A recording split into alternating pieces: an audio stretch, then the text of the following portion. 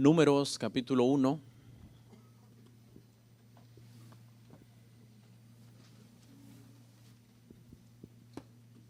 Números 1:1.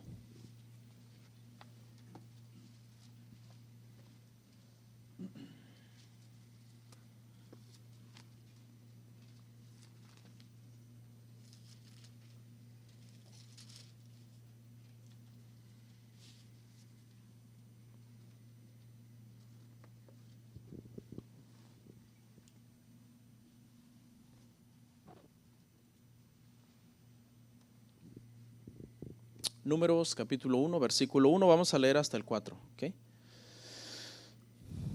Sígame ahí, donde vamos leyendo. Dice: habló Jehová a Moisés en el desierto de Sinaí, en el tabernáculo de reunión, en el día primero del mes segundo, en el segundo año de su salida de la tierra de Egipto, diciendo: tomad el censo de toda la congregación de los hijos de Israel por sus familias, por las casas de sus padres, con la cuenta de los nombres, todos los varones por sus cabezas. De 20 años arriba, todos los que pueden salir a la guerra en Israel, los contaréis tú y Aarón por sus ejércitos. Y estará con vosotros un varón de cada tribu, cada uno jefe de la casa de sus padres. Vamos a orar, hermanos, antes de empezar. Padre amado, hasta aquí, Señor, me has sostenido. Desde el día lunes que comencé a trabajar en esta enseñanza, hasta este preciso momento en que estoy delante del pueblo, te pido que de aquí en adelante, Señor, ya el trabajo que yo hice, Padre, como persona, como humano, como ministro tuyo, antes de este momento, pues quizás tenga errores y fallas, porque no soy perfecto. Pero ya de aquí en adelante, Señor, a los próximos minutos que resten, yo te ruego tu ayuda especial. En este momento entrego este sermón a ti, para que tú me ayudes a enseñarlo, me des sabiduría, pongas gracia en mí delante de tus hijos e hijas, y ellos, Padre, abran su corazón de una forma genuina a tu palabra y reciban exhortación, si es que así tú les vas a hablar, algunos consuelo, otros reprensión quizás. Yo sé que tú, Señor, tienes una palabra para todos nosotros en este lugar, porque mientras hablemos las Escrituras, tú nos estás hablando, Señor, directo al corazón. Gracias en el nombre de Cristo Jesús. Amén. Amén.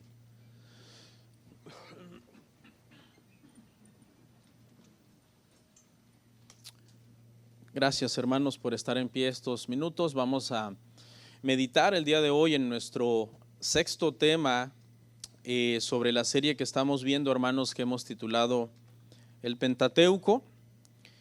Sexto tema, hermanos, si Dios permite, ya solamente tendremos un tema más para ver Deuteronomio y con la ayuda del Señor, hermanos, ya con ese tema estaremos terminando esta serie sobre el Pentateuco. Aquellos que se están uniendo a este tema el día de hoy por primera vez y no han oído los 5 temas anteriores, sería bueno si se toma el tiempo de mirarlos y alinearse un poco, ¿verdad?, con todo lo que hemos estado hablando, porque lógicamente en los 5 temas pasados hemos estado construyendo una base, un cimiento, para que conforme vamos avanzando a otros temas tengamos más entendimiento. Y también muchas veces uno de predicador aborda ciertos temas que no son fáciles, pero ¿sabe cómo usted nos puede ayudar a que sea más fácil la comprensión de las Escrituras? Que usted sea una persona que lee las Escrituras, ¿ok?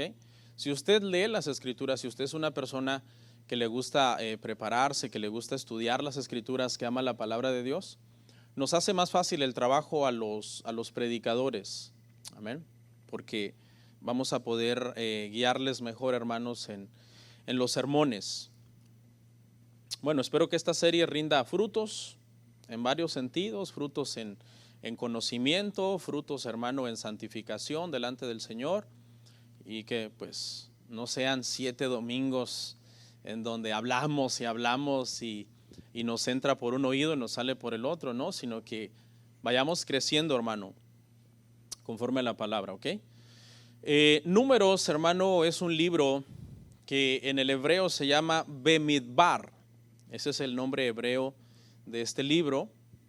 Yo no sé si usted se acuerda que hemos aprendido ya que los libros en la antigüedad, cuando un autor lo escribía, él no empezaba por pensar en un título y después escribir el libro. Actualmente así es como se escriben los libros.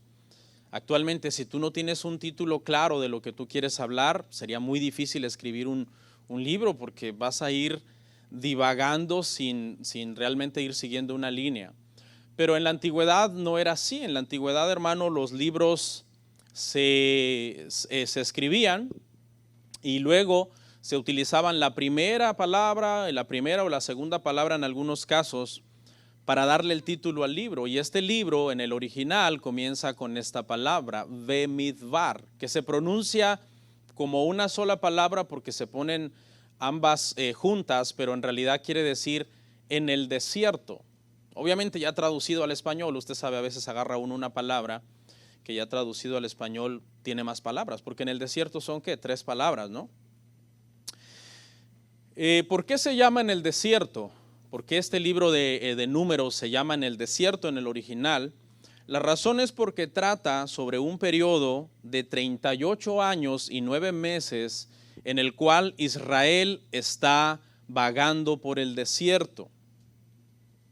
Y este tiempo, hermano, que ellos estuvieron en el desierto, es mucho, mucho tiempo, fue debido, hermanos, a sus constantes rebeliones. Una de las cosas que vamos a aprender hoy, hermano, y yo creo es uno de los puntos cardinales que usted debe atesorar para su corazón hoy, es ver cómo en nuestro corazón humano y en nuestra naturaleza humana, nosotros tendemos como a rebelarnos en contra de la palabra del Señor.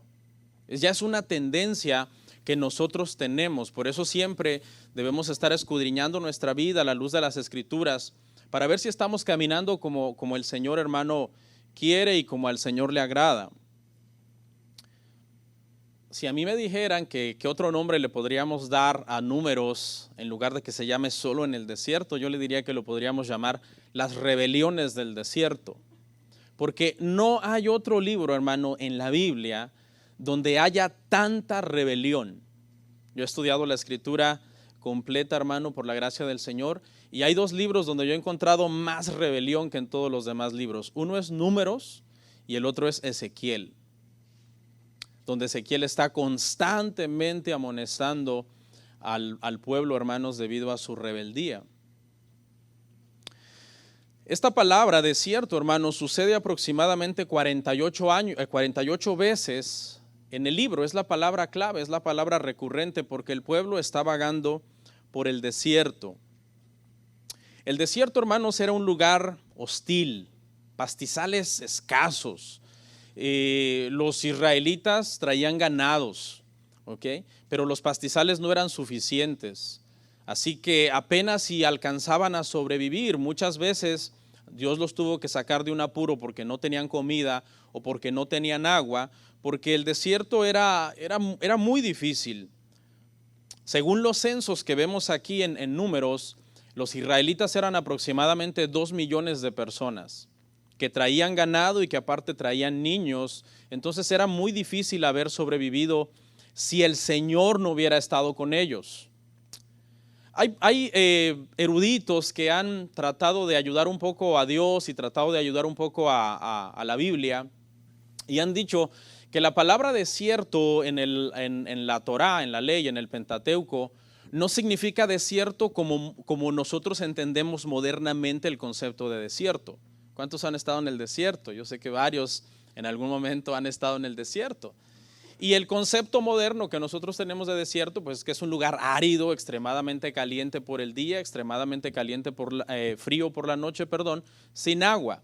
Entonces hay gente que dice, no, es imposible que en un lugar así, en lo que nosotros entendemos por desierto hoy día, hayan sobrevivido 2 millones de personas, incluyendo niños y ganados, y han dicho, no, la palabra desierto ahí en Números no significa desierto como modernamente lo entendemos, sino abandonado, solo, sin gente. Como cuando usted va, por decirlo así, al mall y no hay nadie y usted dice, wow, este lugar está desierto. Y usted lo que está queriendo decir ahí es que no hay gente, pero no está usted queriendo decir que no hay agua y que se está muriendo de calor, porque allá hay comida y hay refrescos, ¿no? Pero no, realmente, hermanos, el desierto fue un desierto muy difícil, muy hostil, como los desiertos actuales que nosotros conocemos. Y sabemos, hermanos, que el Señor estuvo con ellos durante todos esos 40 años, protegiéndolos, alimentándolos. El libro de Números, hermano, vemos un contraste, vemos la constante rebeldía humana y la férrea lealtad y fidelidad que Dios tiene a su promesa. Ellos pecaban y se rebelaban y Dios permanecía fiel a su promesa, porque su promesa había sido, yo los voy a llevar allá, los voy a llevar a Canaán, los voy a meter en una tierra que fluye leche y miel. Entonces, al final del libro de Números vemos que fue más la paciencia y misericordia de Dios que la rebeldía de estas personas. Ahora no entienda esto como, ok, entonces Dios va a tener mucha paciencia conmigo y voy a darle rienda suelta a mi rebeldía. Yo creo que eso no es el pensamiento de un hijo de Dios. Los israelitas habían partido, hermanos, de Egipto el día 15 del primer mes de su nuevo calendario, porque estaban estrenando calendario. Acuérdese que con la celebración de la Pascua y la muerte de los primogénitos, comenzaron un nuevo calendario, hermanos, los israelitas.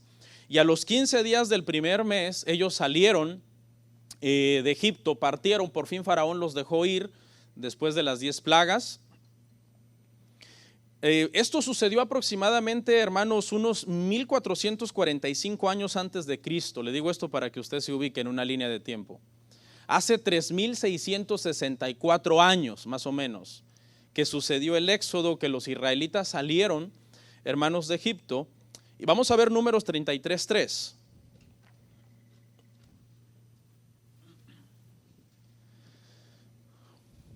De Ramesés salieron en el mes primero, a los 15 días del mes primero. El segundo día de la Pascua salieron los hijos de Israel con mano poderosa a vista de todos los egipcios. ¿Cuándo fue esto? Esto fue hace 3464 años. Esa es la fecha que se está hablando aquí en el calendario. Salen ese día, caminan, hermano, 3 meses, y a los 3 meses ellos llegan al monte Sinaí, monte Horeb, porque era en el monte Sinaí, en el monte Horeb, donde Dios los había citado, y allá llegan. Miremoslo en Éxodo 19:1.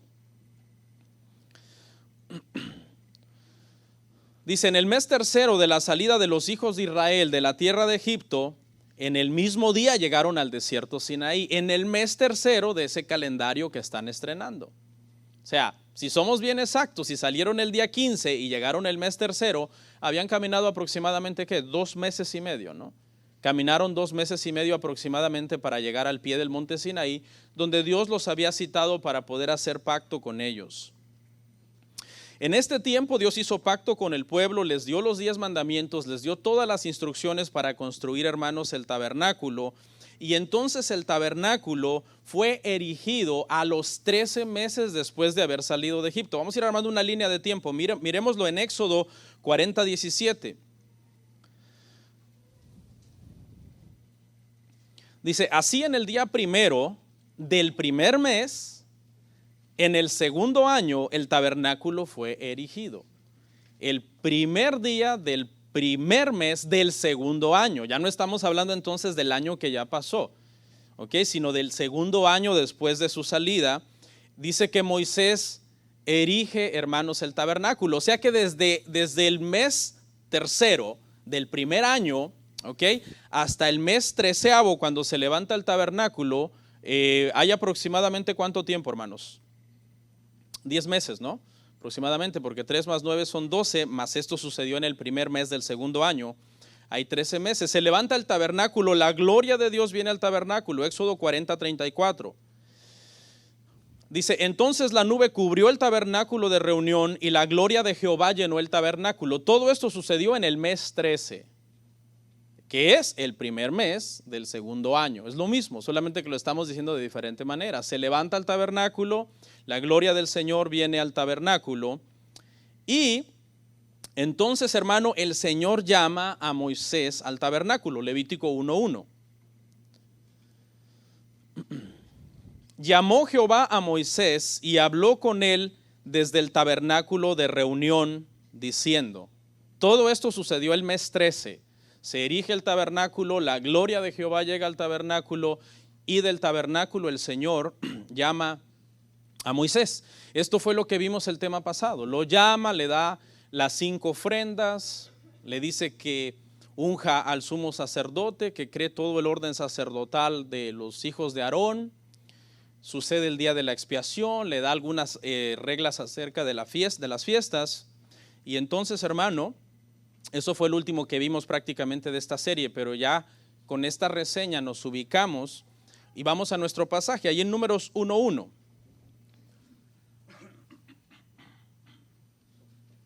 Dice, habló Jehová a Moisés en el desierto de Sinaí, en el tabernáculo de reunión. Ok, otra vez habla Dios con Moisés en el tabernáculo de reunión. La última vez que habló con él fue para darle instrucciones acerca de las ofrendas y acerca de los sacerdotes y de todas esas leyes que estuvimos viendo, que había hasta leyes raras, se acuerda, en Levítico, y que dijimos, por cierto, que Levítico es el libro menos leído del Pentateuco, porque precisamente es un libro muy difícil. Aquella vez lo llamó para eso, pero en esta ocasión el tema es otro.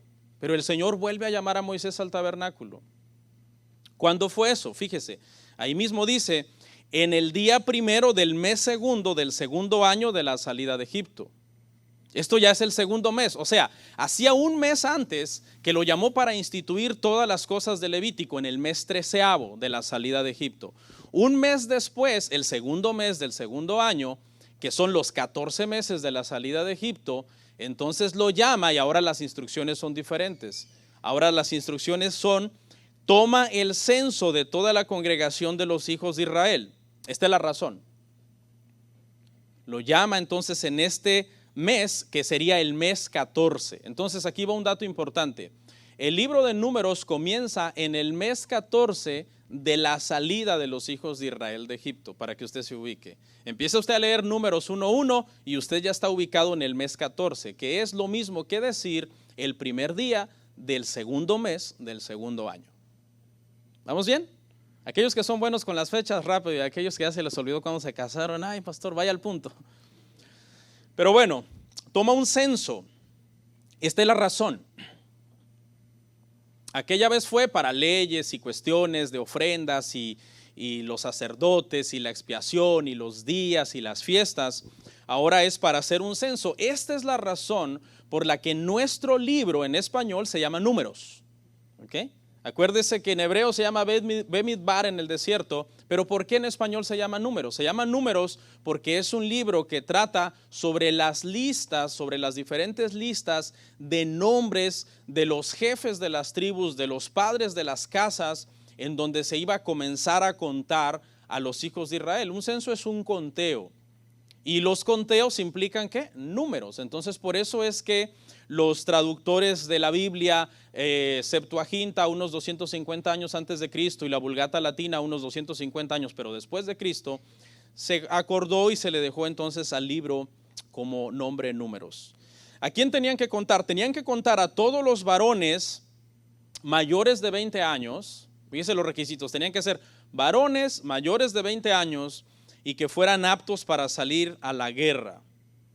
¿Por qué? Porque ahora el pueblo ya está con las leyes que ya les ha dado el Señor, están listos para comenzarse a organizar y comenzar a pensar en la conquista. Entonces quieren tener un número de las personas que van a ir a esa conquista y el número es arrojado en Números 1:46. Lee ahí conmigo. Dice, fueron todos los contados 603,550. había más de 500,000 de personas, más de 500,603,550 de varones mayores de 20 años que sacaban espada, que es una expresión que se usa, que eran aptos para la guerra. Y entonces ahora ya se está mirando ya hacia la conquista. 14 meses después que han salido de Egipto, que ahora sí ya comencemos a pensar en esa conquista. Cada una de las tribus, hermanos, aporta un porcentaje de hombres. Este conteo acá de más de 500,000 de personas ya es un conteo de tantos de tal tribu, tantos de la tribu de Judá, tantos de la tribu de Dan, tantos de la tribu de Aser, etcétera, etcétera. Y el número total que se arroja es este. Dentro de este conteo, hermano, no se cuentan soldados de la tribu de Leví ni soldados de la tribu de José. Yo no sé si alguien se acuerda por qué. Porque estas dos tribus no aportan, entre comillas, aunque la de José sí aporta de una forma indirecta, soldados. Y la razón es que los levitas fueron apartados para ser sacerdotes y solamente para dedicarse al servicio de Dios y al servicio del tabernáculo. Su trabajo de ellos era espiritual. No tenían que estarse preocupando tanto por afilar su espada, por preparar su honda para la guerra, porque ellos no habían sido llamados a eso. Ellos habían sido llamados para, sus tareas eran ensamblar el tabernáculo, que era toda una metodología, hermano, tremenda, no era cualquier cosa. Se había dejado a los coatitas, los hijos de Coat, como los únicos que podían tocar el arca. Si alguien tocaba el arca y no era de la tribu de Coat, le pasaba lo que a Usa, que dice que el Señor lo fulminó, amén. Y entonces la tribu de Leví no aporta soldados por esa razón. Pero la tribu de José tampoco aparece dentro de las tribus que aportan soldados. No aparece directamente, sino que aparece indirectamente, porque los que aportan soldados son sus dos hijos. ¿Alguien se acuerda cómo se llaman? Efraín y Manasés. Aunque Manasés es el primogénito por nacimiento, a Efraín les dada la primogenitura por bendición. Y por eso casi siempre que hablamos de los hijos de José, siempre decimos Efraín y Manasés, pero en el orden cronológico eran Manasés y Efraín. Y entonces, hermano, se cuentan los descendientes de Efraín y los descendientes de Manasés como dos tribus. Y esta es la razón por la que, aunque no se cuentan los soldados de Leví ni los soldados de José, siempre seguimos teniendo, ¿qué? 12 tribus. En lugar de Leví entró uno de los hijos de José y en lugar de José entró el otro hijo de José y siguen siendo 10 tribus. 12 tribus, perdón. De eso trata entonces, hermano, del capítulo 1 al capítulo 4 es eso, números, censos, orden, comenzar a acomodar a las tribus alrededor del tabernáculo. Lo hicieron así, se organizaron, hermano, en 4 grupos. Todo esto lo puede usted leer en el capítulo 2, léalo en su casa, yo lo voy a decir así un poco más rápido. Se organizaron 4 grupos de 3 tribus cada grupo, 4 por 3, 12. 4 grupos de 3 tribus. El tabernáculo era cuadrado, esa era la forma que el tabernáculo tenía. Entonces se comenzó a poner a un grupo por lado. Ahí más o menos usted ve esa imagen. Se comenzó a poner un grupo por lado, pero cada grupo estaba compuesto por 3 tribus. Entonces 3 por 4 eran 12. Le voy a dar un dato. Por ejemplo, al norte del tabernáculo estaba Dan, era líder. Dentro de cada grupo se puso como una cabeza de serie, un líder de las otras 2 tribus. Dan era líder, llevaba una bandera que lo representaba como líder, y Aser y Neftalí eran las tribus de apoyo para este grupo. Al sur del tabernáculo, hermanos, estaba Rubén, que en sí era el primogénito, ¿se acuerda? De Jacob, que no fue primogénito por haberse metido con una de las esposas de Jacob, con su bandera como líder, y Simeón y Gad como 2 tribus de apoyo. Al este del tabernáculo estaba Judá, que a final de cuentas llegó a ser es la tribu más importante porque es de donde desciende nuestro Señor Jesucristo. Estaba Judá, su bandera como líder, y estaban Isaacar y Zabulón como tribus de apoyo con él. Y al oeste del tabernáculo, hermanos, estaba, y pongamos atención a este grupo porque este grupo tiene una peculiaridad, Efraín como líder, aunque ya dijimos que no era el primogénito por cronología, su bandera, y estaban como apoyo Manasés y Benjamín. Y aquí notamos, hermano, un detalle, que Efraín está junto con su hermano, pero también está junto con su tío Benjamín, que era el hermano más amado de José. Quedaron como juntos ellos. Ahora, Si dejamos la lámina un minuto ahí, yo no sé qué es lo que usted alcanza a ver en esa lámina. ¿Qué ven? Yo veo una cruz. Yo no sé si usted ve una cruz, pero yo veo una cruz.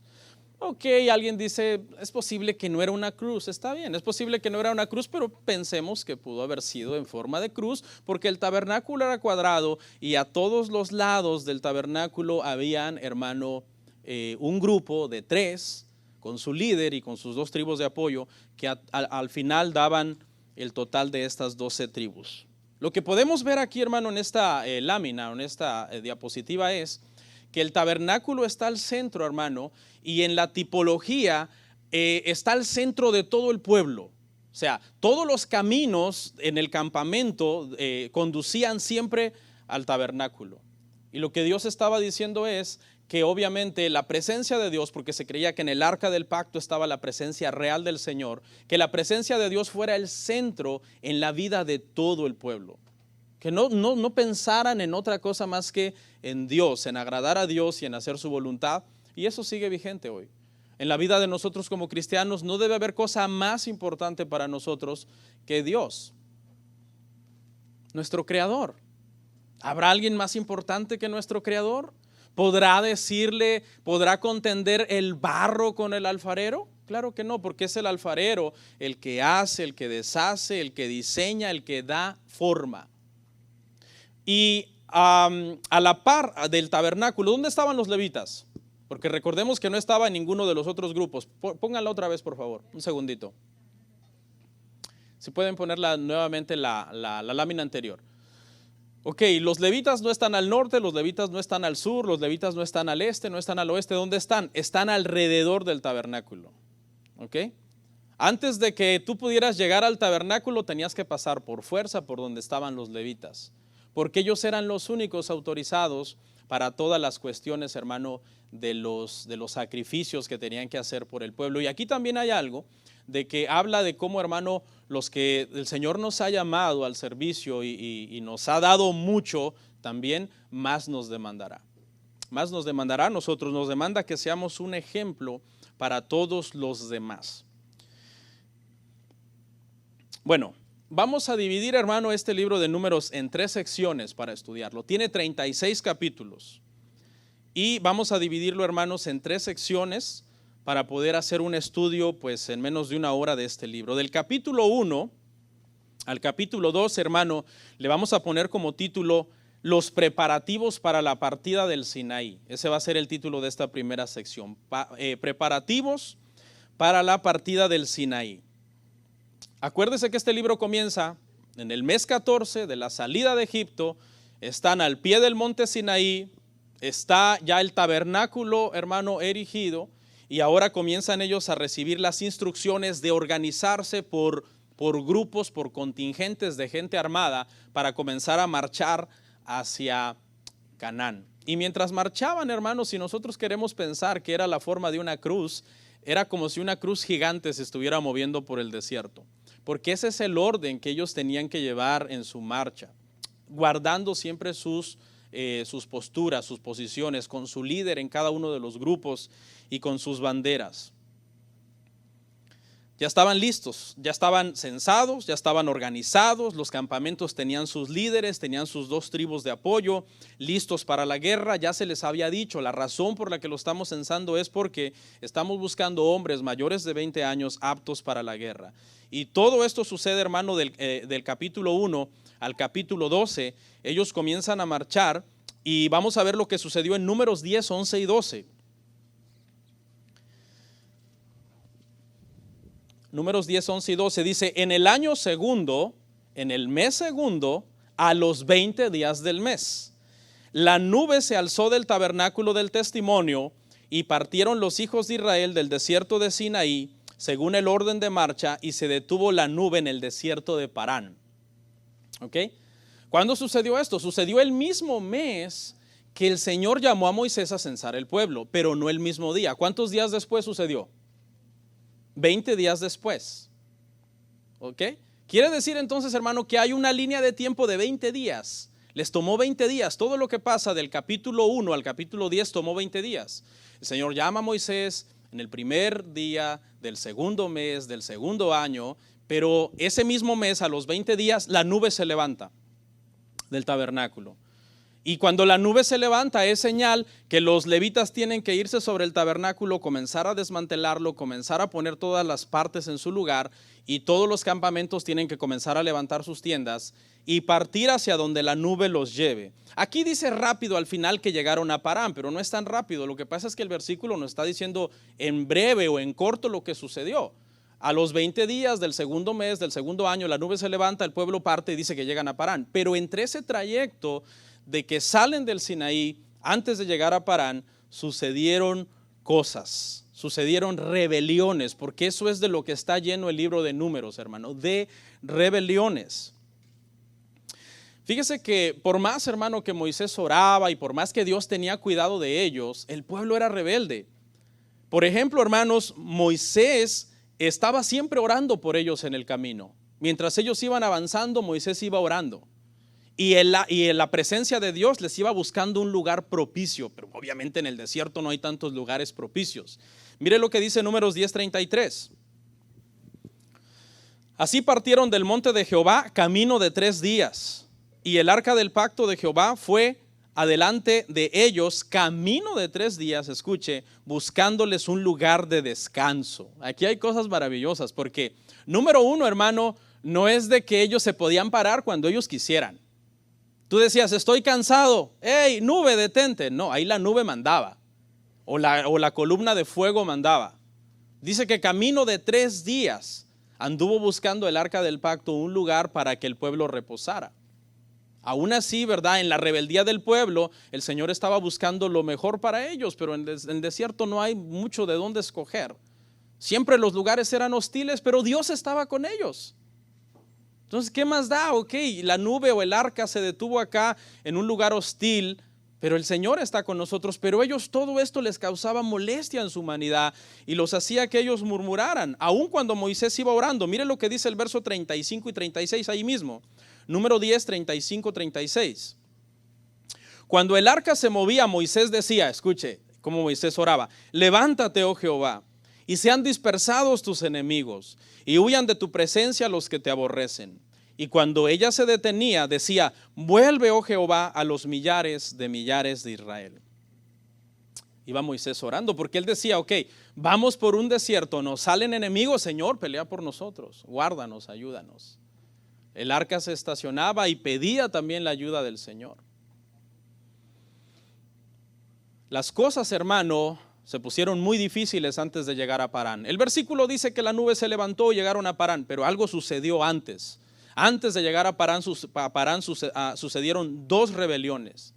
La primera rebelión, hermanos, está en el capítulo 11 y sucedió cuando la gente extranjera que se había mezclado con los israelitas en Egipto partieron con ellos. Hubo muchos, hermanos, en ese éxodo que no eran necesariamente israelitas, sino que aprovecharon esa salida para mezclarse y huir también del país. Quizás no por las mismas razones por las que los israelitas estaban saliendo de ahí, porque los israelitas estaban saliendo ahí a causa de que habían sido oprimidos por 400 años, sido esclavos del faraón, y el Señor había llegado el momento en que los había de liberar. Mire lo que dice Números 11, 5 y 6. Nos acordamos del pescado que comíamos en Egipto, de balde, de los pepinos, los melones, los puerros, las cebollas y los ajos. Y ahora nuestra alma se seca, pues nada sino este maná ven nuestros ojos. Tenían 1 año comiendo maná, pero ya no lo soportaban, pero les faltaban 39. Tenían 1 año comiendo maná y no tenían hambre. Note que no tenían hambre, tenían antojo, porque el hambre se les quitaba con maná, ¿no? El que tiene hambre se come lo que sea, ¿sí o no? Tú estás en tu casa, estás muriendo de hambre, vas a la cena o al refri y te comes las sobras de hace 1 semana y se te quita el hambre. Pero ellos, hermano, lo que tenían era antojo. Y aquí habla de una cierta sensualidad del corazón, ¿verdad, hermanos? O sea, no era en sí nos estamos muriendo de hambre, queremos volver a Egipto, sino estamos antojados de toda esa comida que nos daban allá en Egipto. Y aquí hay algo para nosotros como creyentes, ¿verdad, hermano? Porque muchas veces uno como cristiano puede descuidar su vida espiritual y comenzar a sentir antojo por las cosas del mundo. Y es peligroso, hermanos. Pero esta rebelión, hermanos, fue juzgada fuertemente por el Señor. Les dio codornices, les dijo, ok, quieren carne, les daré codornices hasta que les brote por la nariz la carne que van a comer. Pero al darles lo que ellos pidieron, también les dio juicio. Y dice que vino una mortandad sobre todo el pueblo y le llamaron la muerte de los codiciosos. Esta cita la ve usted en su casa, en Números 11, 33 al 35 está esta historia. La muerte de los codiciosos. Dice que el lugar fue llamado Kibrot Hatabá, la muerte de los codiciosos. Toda esa gente que incitó al pueblo a rebelarse contra Dios fueron asesinados por el Señor, porque su corazón era malsano y querían, hermanos, volverse a Egipto, volverse atrás. Y en el Evangelio, hermanos, la Biblia dice que el que pone la mano en el arado, que representa, hermano, el caminar cristiano, y mira atrás, dijo Jesús, no es digno de mí. Y no es un mirar atrás literal, porque ¿cuántos no han mirado atrás? O tampoco quiere decir que nunca debemos ser tentados, porque ¿quién no es tentado? ¿Quién no puede tener un pensamiento en su mente en un segundo por las cosas que se quedaron allá atrás? No, no se refiere literalmente a eso. Se refiere cuando tú en tu necedad comienzas a creer que el mundo es mejor que estar en las cosas de Dios. Pero las cosas van de mal en peor, hermano. Y ahora no solamente murmuran los extranjeros, se incitan los extranjeros a la rebelión, sino que la rebelión, hermano, comienza a meterse profundamente. Y ahora viene una murmuración peor de los mismos hermanos de Moisés. María y Aarón murmuran contra Moisés en el capítulo que sigue. Lo leemos en el verso 1 y 2 del capítulo 12 de Números 12, 1 y 2. Y dice así, dice, María y Aarón hablaron contra Moisés a causa de la mujer cusita que había tomado, porque él había tomado mujer cusita. Y dijeron, ¿solamente por Moisés ha hablado Jehová y no ha hablado también por nosotros? Y lo oyó Jehová. Los celos son bien diabólicos, ¿verdad, hermanos? Cuando tú le tienes celo a alguien, esa persona te cae mal sin que no te haya hecho nada. Y alguien te dice, no, es que tal hermano no me cuadra, no me pasa. ¿Qué le ha hecho? No, nada, es algo que nada más. Lo siento. ¿Pero qué le ha hecho? No, nunca me ha hecho nada. Los celos muchas veces vienen por las mismas inseguridades que tú tienes, y cuando tú ves los dones y talentos que a otra persona Dios le ha dado, tú entras en ese celo enfermizo y diabólico. Celos ministeriales por algo que la persona ni te ha hecho nada, solamente el Señor le ha dado dones por su gracia y misericordia, y al Señor le place usar a esa persona. Por ejemplo, hermanos, si usted lee bien estos dos versos, note cómo ellos usan un pretexto para hablar de Moisés. Dice, ¿por qué tomó una mujer cusita, una mujer de otra nación, de otra tribu, de otra creencia? Pero luego dice, y dijeron, ¿solamente por Moisés ha hablado Jehová? O sea, el tema no era realmente la esposa. El tema era el celo y la envidia que le tenían a Moisés, porque el Señor había llamado a Moisés a servirle. El desenlace de este capítulo es trágico, hermano. María recibe lepra, tiene que salir del campamento 7 días, ser limpia para poder volver. Se atrasa el pueblo en su caminar hacia la conquista de la tierra prometida. Pero vemos aquí, hermanos, cómo es el pecado no respeta rangos espirituales, ¿verdad? Porque aún, ¿quién era Aarón, hermano, delante del pueblo? Era el sumo sacerdote. El sumo sacerdote murmurando de su líder, murmurando de Moisés. Qué tremendo. Por eso es que cada vez que él entraba en el día de la expiación, primero tenía que hacer expiación por sus propios pecados, antes de poder expiar los pecados del pueblo. Y esa es la sección 1 a grandes rasgos. La sección 2, hermano, va desde el capítulo 13 al 21, y vamos a llamarla Israel en el desierto de Parán, que esta fue la segunda parada importante. La primera es la partida. El Señor alza la nube del Señor se alza y parten de Sinaí, pero llegan a Parán, que fue lo que nos dijo el verso al final. Y aquí, hermano, comienza otro proceso en la reorganización para ir a conquistar la tierra prometida. Y lo primero que empieza es una misión. Ok, ya estamos más cerca de la tierra prometida. Ahora enviemos un grupo de personas que vayan y nos traigan un informe de la tierra. Y eso está en Números 13, 1 y 2. Y Jehová habló a Moisés diciendo, envía tú hombres que reconozcan la tierra de Canaán, la cual yo doy a los hijos de Israel. De cada tribu de sus padres enviaréis un varón, cada uno príncipe entre ellos. Ya están en Parán, ya están más cerca, Y ahora el Señor escoge a un príncipe, representante de cada una de las tribus, y mandan esta avanzada de personas para ir a reconocer la tierra. Pero lamentablemente, hermano, esta misión resultó ser un fracaso. Porque de los 12 espías, de las 12 personas que fueron a espiar a esta tierra, hermano, 10 volvieron, hermano, con una actitud pesimista, de cero confianza en Dios y con el propósito de desanimar al pueblo, de hacer ver al pueblo que era imposible prácticamente entrar a ese lugar. El informe fue terrible, dijeron: hay gigantes, los hijos de Anak están ahí, tienen murallas grandísimas, es un pueblo guerrero, es difícil, no vamos a poder conquistar a estas personas. ¿Saben qué sería bueno? Dijeron estos 10 hermanos, mejor no, hermanos no, estos 10 espías, hermano, faltos de entendimiento, mejor volvámonos a Egipto. En Números 14:4 vemos esto, cuando dijeron ellos: y decía el uno al otro, designemos un capitán y volvámonos a Egipto. Designemos un capitán, o sea, Moisés, quítate. Porque ¿quién había sido el capitán de todos esos contingentes de gente hasta aquí, hermano? Moisés. Dicen: Moisés, no queremos tener nada que ver contigo, hazte a un lado. Nosotros vamos a designar un capitán, vamos a buscar a alguien que tenga nuestra forma de pensar, que nos apoye en esta misión de nosotros querer volver a Egipto. Y con esto estaban despreciando al Señor directamente. Estaban despreciando todo lo que el Señor había hecho, las plagas con las cuales Él quebrantó, hermanos, a Egipto, puso de rodillas al faraón, el hombre más poderoso del mundo. Todo lo que Dios hizo al abrir el mar rojo para que pasaran con su pie en seco, darles maná, sacarles agua de la roca. Todo eso ya estaban diciendo: no nos importa, lo que ya hiciste, nosotros lo que queremos es volver a Egipto.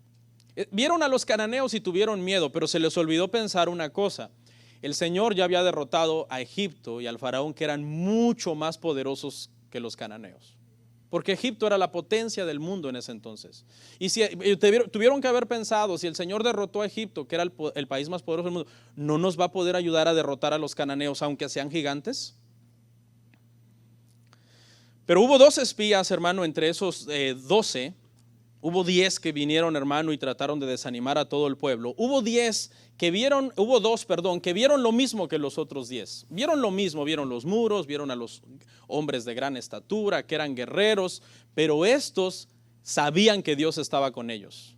Qué importante es eso, hermano, el saber que Dios está con uno, y que si Dios está con uno, todo obrará para nuestro bien. El reporte de ellos fue completamente opuesto. Miremoslo en el verso 9, Números 14:9.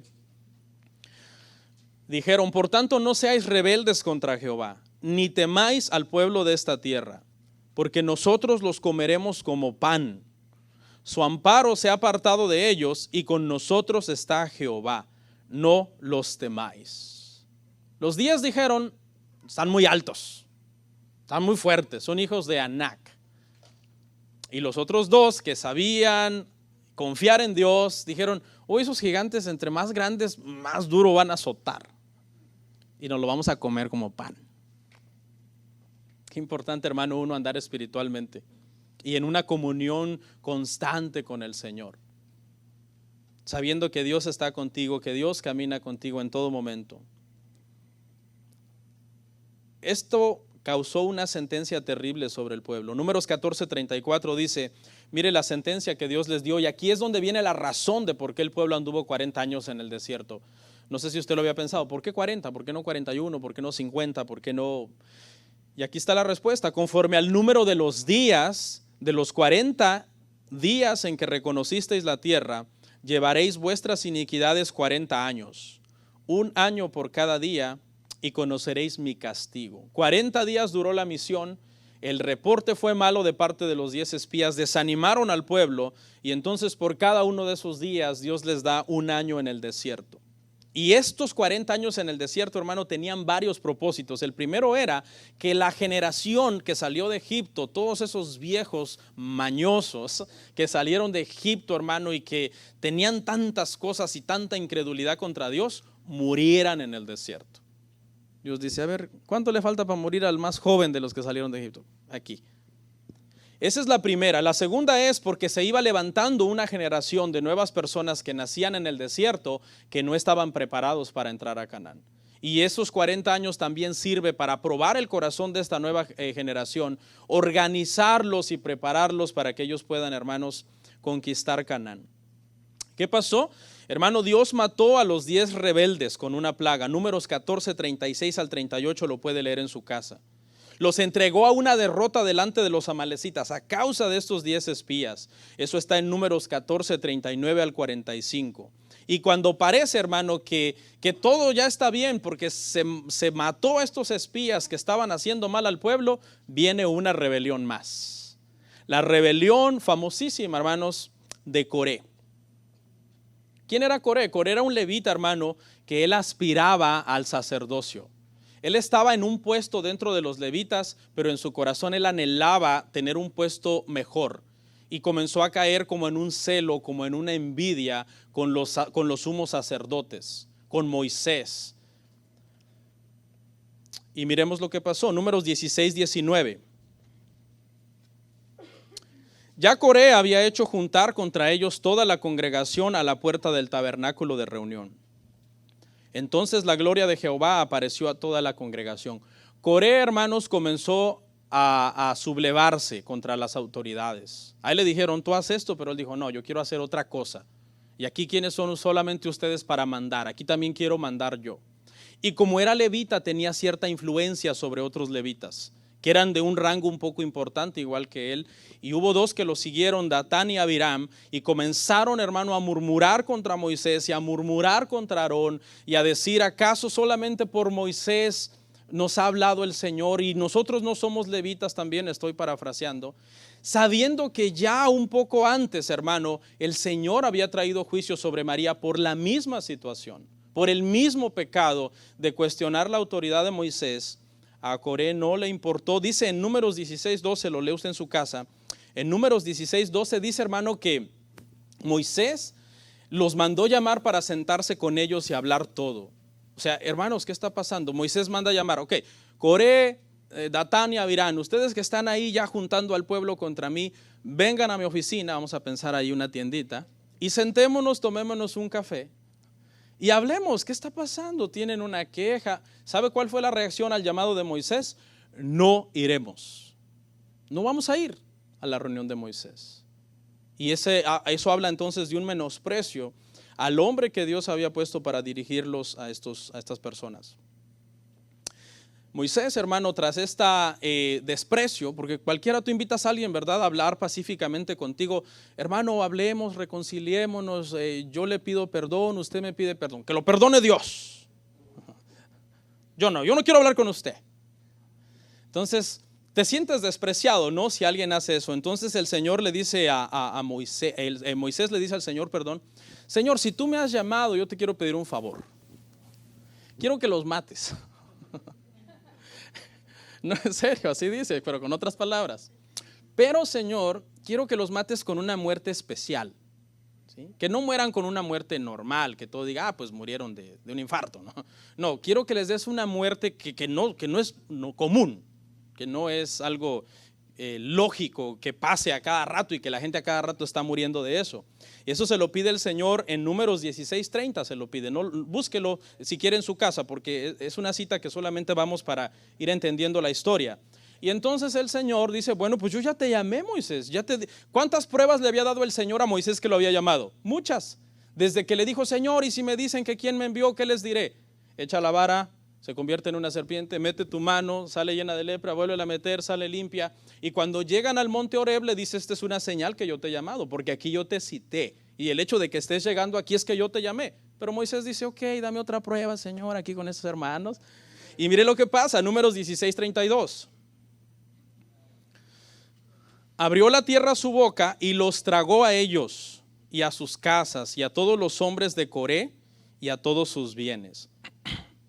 Entonces el Señor le contestó, les dio una muerte no común, porque no es común, ¿verdad?, que oigamos ahí en las noticias, la tierra abrió la boca y murieron tantos. No es una muerte común. Y el Señor le demuestra, hermanos, a Moisés que está con él. Pero ¿usted cree que esto arregló las cosas? ¿Sabe a quién culpó el pueblo de la muerte de estos rebeldes? A Moisés. Dijeron, tú le diste muerte a los hijos de Dios, le dijeron. Eso lo puede usted ver en su casa, en Números 16:41. Ahí vaya en el libro, vaya hojeándolo y conforme vamos avanzando. Si le da tiempo de mirarla, mírela, pero yo no la traje.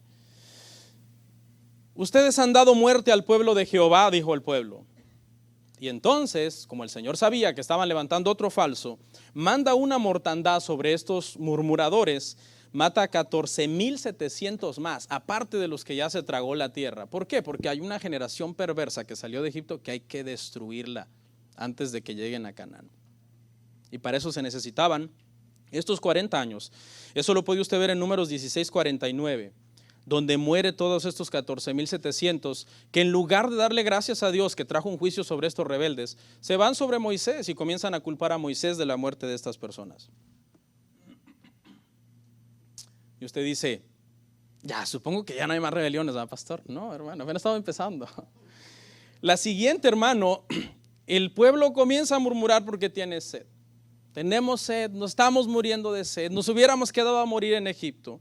Y el Señor le dice a Moisés, eso está en Números 20, todo el capítulo, lo lee usted en su casa. Háblale a la roca y dales agua. Cuando tú le hables a la roca les va a dar agua para que todos estos beban agua. Pero Moisés, hermano, ya está hasta aquí, mire. Y Moisés golpea la roca. Y no, esa no fue la instrucción. Y le dice el Señor, por haberme deshonrado delante del pueblo, Moisés, no vas a entrar a la tierra prometida. No vas a entrar. Y Moisés anhelaba entrar, hermano, a la tierra prometida. Eso lo vemos en Deuteronomio 3, lo busca en su casa, donde él le ruega al Señor. Es más, vamos a leerlo porque es una cita muy hermosa, Deuteronomio 3. No la traía, déjeme ver si la encuentro rapidito.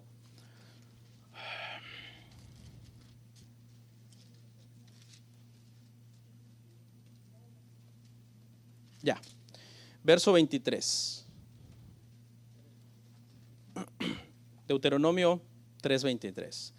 Y oré a Jehová en aquel tiempo, este es Moisés, diciendo, Señor Jehová, tú has comenzado a mostrar a tu siervo tu grandeza, tu mano poderosa, porque ¿qué Dios hay en el cielo ni en la tierra que haga obras y proezas como las tuyas? Y mire el 25. Pase yo, te ruego, y vea aquella tierra buena que está más allá del Jordán, aquel buen monte y el Líbano. Quiso echar una terapia, ¿no?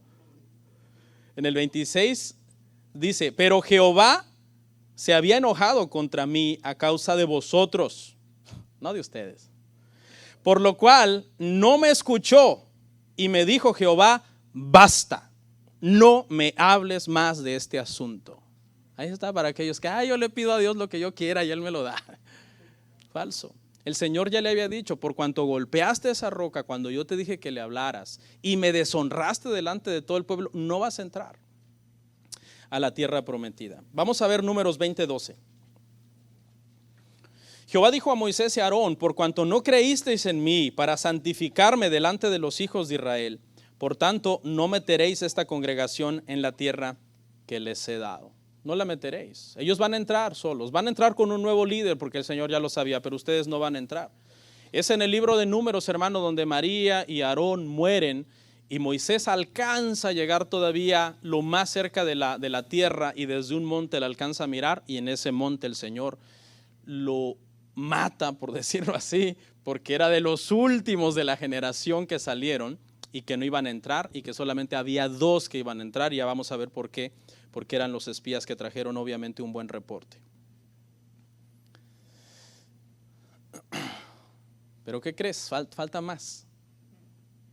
El pueblo, hermano, comenzó a murmurar otra vez.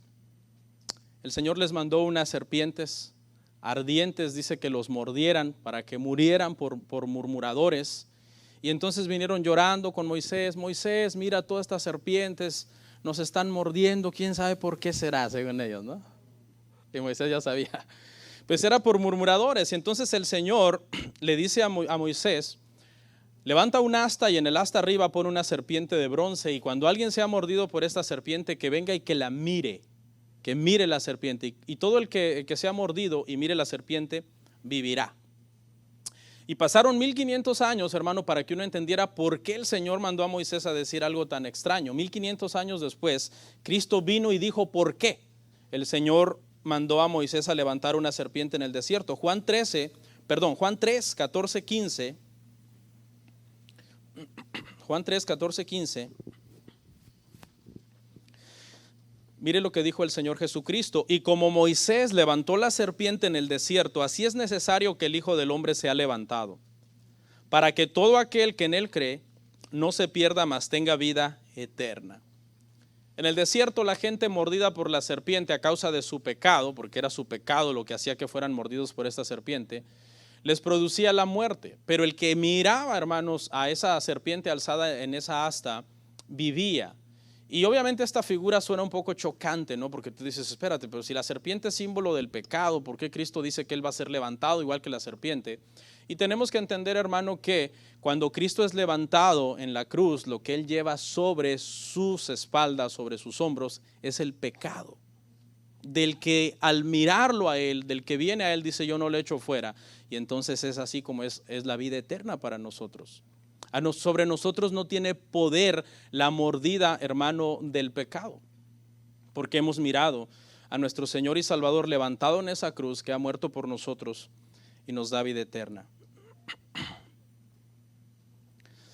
Y por último, hermanos, vamos a entrar a nuestra tercera sección, que la hemos titulado En los llanos de Moab.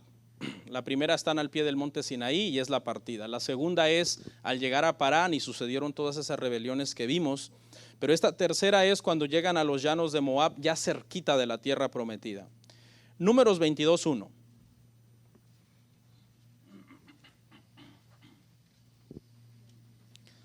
Partieron los hijos de Israel y acamparon en los campos de Moab, junto al Jordán, frente a Jericó. Lo único que los separaba ya era el río. ¿Ok? Ya los separaba el río. Por eso ahí es donde Moisés alcanza a ver Canaán, porque Moisés no cruza el río. Moisés muere al otro lado del río, pero estaban tan cerca ya que Moisés alcanzó a ver la tierra prometida desde el monte Nebo. Y en esta jornada, entonces, en esta tercera jornada, ellos llegaron aquí a los montes de Moab. Lo primero que sucede es que había un rey ahí en esos espacios, en esos terrenos, que se llamaba Balac, y cuando vio que llegó aquel pueblo, hermanos, organizado con gente armada para la guerra, en contingentes sumamente en posiciones estratégicas, él teme y dice, wow, este pueblo que ha llegado aquí es tan grande, seguramente nos van a conquistar, nos van a quitar nuestras tierras, y contrata a Balaam para que maldiga a Israel. Él dice, tal vez si les echo una maldición, no van a hacer nada estas personas. Pero resulta, hermano, que Balaam, cada vez que quería maldecir al pueblo porque se vendió, el Señor le vuelve esa maldición en bendición, y entonces Balac se enojó. Mire lo que dice Números 23-25. Entonces Balac dijo a Balaam, ya que no me los maldices, tampoco me los bendigas. Con acento así como mexicano, ¿no? ¿Qué pasó? ¿Entendiste mal las instrucciones? ¿Qué? Te dije, maldícelos, no bendícelos. Y dice que él, cada vez que agarraba su parábola, Balaam, y comenzaba a tratar de maldecir a Israel, comenzaba a bendecirlos. Tú los entregarás a sus enemigos en sus manos y los harás grandes. Y pues obviamente, hermano, a Balac no le gustó esta situación. Y uno dice, wow, qué bueno, no los pudo maldecir. Pero ¿sabe qué hizo Balaam cuando no pudo maldecir al pueblo? Se acercó al pueblo y les comenzó a decir a los israelitas, les comenzó a decir, hermanos, miren, aquí hay buenas mujeres, aquí en Moab. ¿Ya las vieron? Tan bonitas. Y aunque no los pudo maldecir, la Biblia nos dice más adelante en Judas y en otros libros del Nuevo Testamento, que Balaam sedujo al pueblo de Israel para que cometiera fornicación con las hijas de Moab, con las hijas de esos pueblos. Qué imprudencia, hermano. Van rumbo a la tierra prometida y en lugar de ir, hermano, con temor, buscando al Señor, van por la tierra murmurando, viendo a las mujeres moabitas. Dijeron, wow, qué bonitas mujeres. Eso lo puede usted leer ahí en Números 25:1, donde los hijos de Israel, hermano, cometen fornicación con las moabitas. El Señor trae una plaga más, Números 25:9, mata a otros 24,000. Y entonces, hermano, aunque hay varias cosas en esta sección, vamos a ver una de las cosas más importantes, que es el nuevo censo. Ya ahora sí, la generación vieja ya se fue muriendo entre comillas, ¿no? Los fueron matando. Y entonces, hermano, llega la nueva generación y se necesita un nuevo censo. Números 26:1 y 2.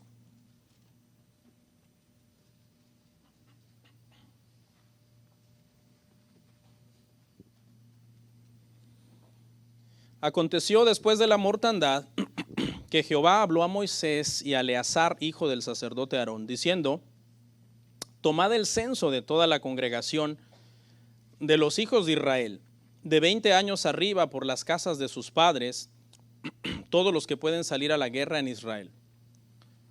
Comenzó el libro, hermanos, con un censo de todas las personas que estaban ahí al pie del monte Sinaí, que partieron de ahí, y ya viene cerrando el libro entonces con un nuevo censo de una nueva generación, ahora sí ya organizada, listos para poder dar el paso de cruzar el río, de hacer todas las batallas que ellos tuvieron que hacer ya con las conquistas de Josué, etcétera, pero nos estamos saltando mucho porque nos falta ver Deuteronomio, donde todavía Moisés vive y muere en el penúltimo capítulo de ese libro. Pero básicamente, hermanos, hasta acá, eso es lo que el libro contiene. Pero a manera de conclusión, hermano, yo quise hablar con usted de 3 principios o 3 cosas que son como tesoros espirituales en el libro de Números. Y el primero es, hermanos, que en el libro de Números, una de las cosas recurrentes es la presencia de Dios. La presencia de Dios en el arca, la presencia de Dios en la nube, la presencia de Dios en la columna de fuego guiando al pueblo. Obviamente nosotros sabemos, hermanos, que estas manifestaciones visibles eran una forma que Dios tomaba, por decirlo así, para poderse hacer visible a los sentidos humanos de los israelitas, porque Dios es un espíritu invisible. La esencia de Dios, nadie de nosotros la puede ver, ¿no? Nadie puede ver la esencia de Dios. Cuando la Biblia dice que Abraham recibió a aquellos 3 varones en su casa y que estos 3 varones eran Dios y que habló con ellos y les dio de comer, o cuando dice que Jacob luchó con un ángel, con el ángel de Jehová y lo bendijo, o tantos otros pasajes, hermano, donde dice que un varón, el ángel de Jehová, habló con alguien. No es en sí, hermano, que estas personas vieron a Dios literalmente, sino que vieron una manifestación por medio de la cual Dios se hizo perceptible a los sentidos de estas personas. Dios es espíritu, Dios es un espíritu invisible. Entonces aquí hay una especie de paradoja que apenas hablamos en el discipulado, y la paradoja es que todo mundo en la Biblia, cuando dice que alguien vio a Dios, en realidad vio una forma física que Dios escogió para manifestarse sin ser eso Dios, ¿ok? Dios no es una nube, entendemos eso, ¿verdad? Pero dice que Dios estaba en la nube. Dios no es un fuego, Dios no es esa arca que estaba hecha de ciertos metales y de ciertas maderas. Era una forma en que Dios se hacía perceptible a los sentidos de las personas. Podríamos decir entonces que, para aclarar un poco esta paradoja, todos los que dice la Biblia que vieron a Dios sin ver a Dios, porque vieron una forma física que Él tomó, pero sin ver su esencia, sin ver su espíritu. Dios es un espíritu, hermanos, invisible. La segunda cosa, hermanos, es la providencia del Señor en el libro de Números. Es un libro, hermanos, que habla del amor paciente del Señor, de su misericordia, cómo los cuidó, los alimentó, les dio agua. De hecho, para todos los demás escritos, hermano, de los profetas y de los salmos, la historia del desierto se volvió una historia recurrente. Siempre que querían algún profeta o algún escritor, por ejemplo David, recordarle al pueblo la fidelidad de Dios, siempre le hablaban de las historias del desierto. Acuérdense que estuvo con nosotros en el desierto, que nos dio agua de la roca, que esa roca inundó el desierto de agua. Se volvió un tema, hermano, bien importante para los profetas. En los salmos, por ejemplo, están llenos de historias del desierto, porque habla, hermano, de la providencia del Señor. Y por último, la intercesión de Moisés. La intercesión de Moisés fue súper importante, hermano, en estos 40 años. ¿Por qué? Porque Dios les había dado sacrificios para el pecado, ¿ok? Pero había momentos que no había tiempo para hacer esos sacrificios. El Señor venía con ira. El Señor le decía a Moisés: hazte un lado, los voy a quemar. ¿Y qué era lo único que lo salvaba ahí? La intercesión de Moisés, sin el sacrificio. Moisés comenzaba a interceder por ellos: no, Señor, por favor, si los vas a matar, quita mi nombre del libro de la vida. Y comenzaba a pedir por ellos. Y acuérdate que van a decir los pueblos que los sacaste, y por cuanto no los pudiste introducir a la tierra de Canaán, mejor los mataste en el desierto.